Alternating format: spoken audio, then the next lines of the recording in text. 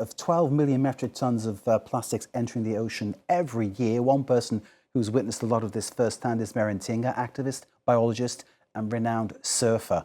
Welcome to France 24. We appreciate your time and we're looking forward to hearing what you have to say. First off, your reaction to this high seas treaty. About time, perhaps.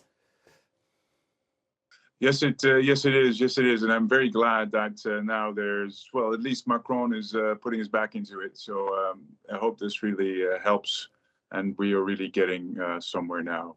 I feel hope at the moment. Okay, well, it's good to hear that you're hopeful. Now, clearly, in the course of what you do, surfing, you must have come across an immense amount of plastic at sea. Give us an idea of what you've come across whilst you've been doing your thing on a surfboard. Well, what I've done this time is I've stand-up paddled from Oslo to London and from London to Paris, and now in the last stretch to get to Nice, from Paris to Nice. So that was 1,250 kilometers.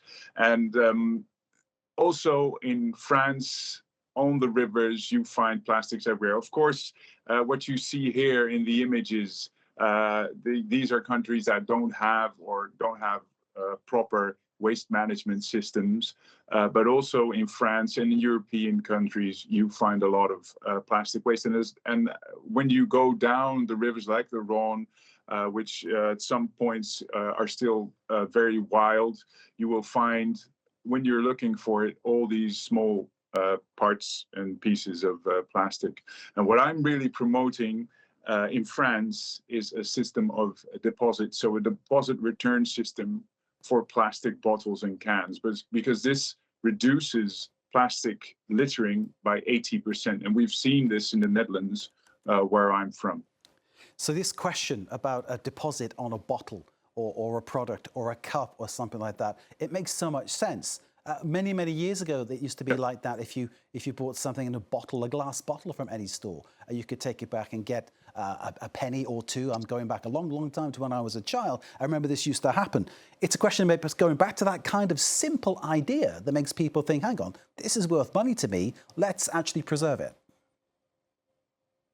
That's exactly right. So you give waste a value, a financial value, and thereby also an incentive for people to bring it back. And if it's not you bringing it back, it's somebody else picking it up from the street or from the riverbed or wherever and bringing it back because it now has value.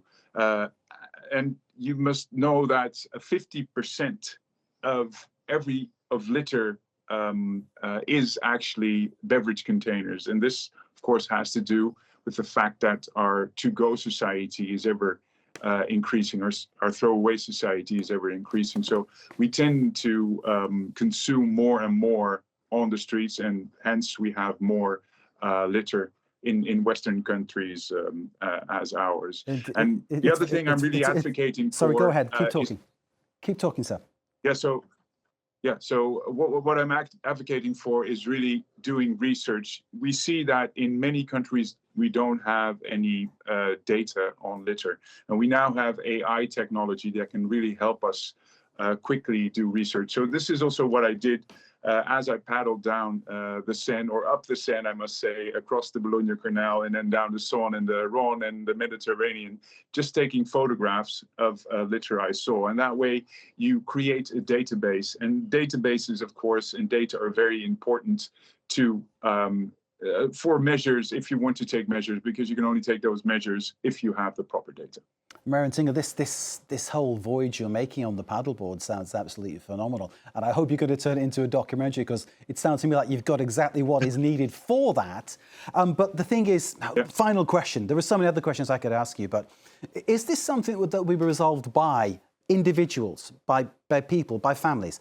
Or is it really that pressure needs to be put on business and find a different way to process things, to manage things?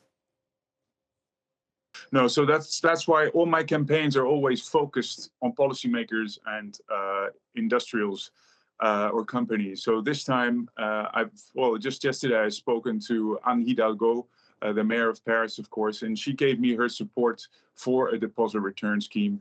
And also Macron earlier that day also put out a press release or an interview in which he said we should really try and get this deposit return scheme introduced in France as well. So yes, of course, it's something we should do as a civil society, we should be aware of. But in the end, behavioral change comes from laws and changing of the system.